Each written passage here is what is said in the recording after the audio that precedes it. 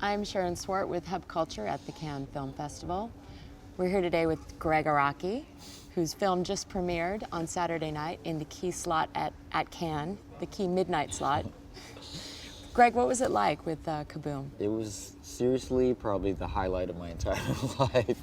We just had the most amazing screening. It was totally sold out in the Grand Palais. It's like 3,000 seats or whatever. The screen is the hugest thing you've ever seen. And you know, for me as because I went to film school as an undergraduate and studied cinema history and everything, and it was just the most amazing thing to be in this place where all the legends of cinema, Godard and Truffaut and Kurosawa, just all the giants have all preceded you. It was just such a humbling kind of thing to be there and just to be invited to be in the main selection and everything was just incredible. Yeah, and then when you walk in, all they say is the director's name. The Gregg Araki, and then everybody's standing up clapping, and then at the end of the show we got like the craziest standing ovation, and people were like cheering and going crazy, and it just went on and on and on to the point where me and the casters, it was so awesome, but then me and the cast were like, what are we supposed to do? Like, just keep standing here? Stand there. And then we tried to go away, and they're like, no, stay there. And so we just stand there and like get all this incredible like adulation. It was really like kind of surreal. Like I know when I get back to Los Angeles on Wednesday, I'll just be like, did that happen, or was that just a weird dream? Or I mean, it's seriously, it's been the most amazing Cannes experience I could ever have. And from what I hear, the film is being circled by buyers as we speak. That's always so awesome. That's always fun. Yeah, no, it's hopefully it'll all go well. Yeah. I mean, I said before we even came here that for me, just literally seeing the movie like once on that screen was just like rewarding.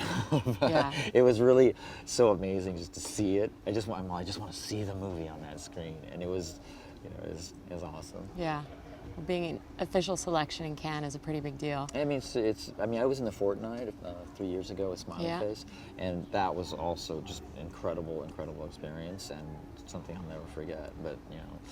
But different theater. But it's a different theater, and Yeah. and again, it's that sense of history, Right. that literally every film I studied as an undergraduate, they've all screened there. It's just kind of Right. overwhelming to think about it.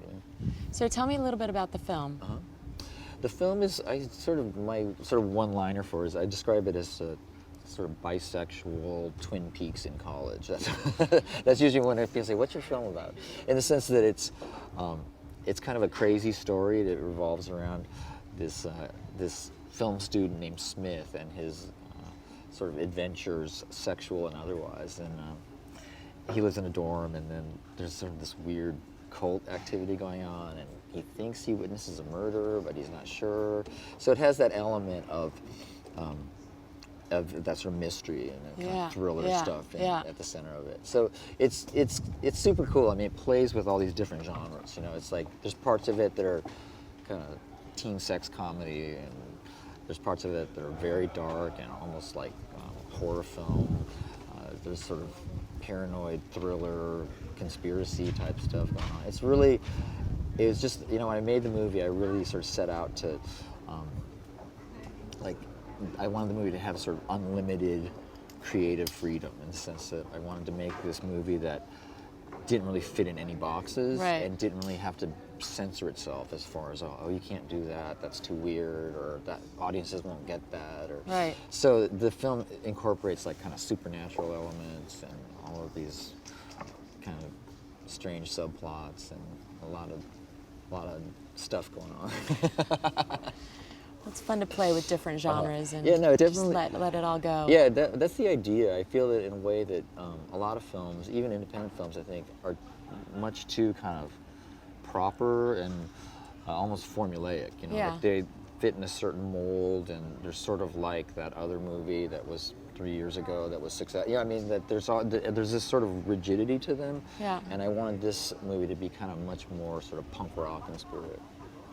You've pretty much always worked very independently and never with studio development executives lording over you.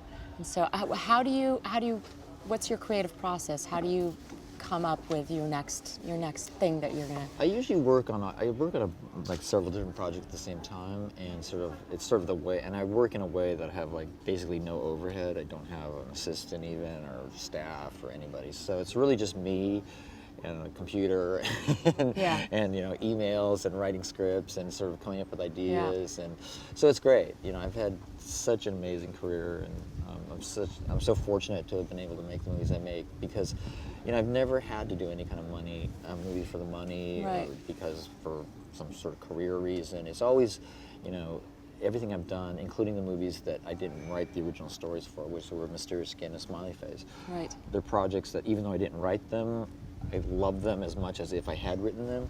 So I've just always done things that I'm just so passionate about. It's been amazing. Yeah. And now this is my 10th movie. So. Oh, well, fantastic. And what does the rest of the festival hold for you? Well, I have a little more press to do, and Uh-huh. then back to Los Angeles. Unfortunately, Yeah. I haven't been able to see any movies just because I've been so busy with all this stuff for this movie. Yeah. But it's pretty been full on. It's been just an amazing experience. I mean, seriously, I couldn't believe it when when I found out we got main selection. It was really just like the most incredible thing. Yeah, yeah. Well, congrats and Thank you. success. And we were joined by Gregg Araki today at the Cannes Film Festival. I'm Sharon Swart for Hub Culture.